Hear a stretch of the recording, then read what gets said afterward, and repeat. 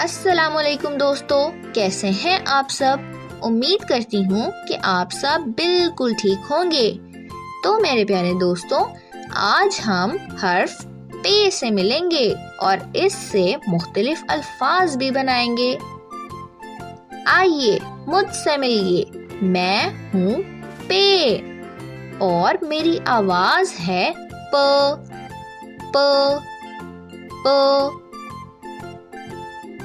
पंखा, पे प पंखा।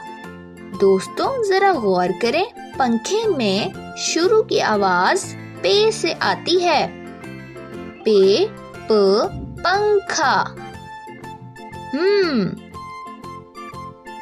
Jeep, jeep, jeep. दोस्तों जरा गौर करें, जीप में आखिर में पे की आवाज आती है। तो चलिए दोस्तों, अब हम पे से मुख्तलिफ अल्फाज बनाते हैं। अलिफ मद आ, पे, आप।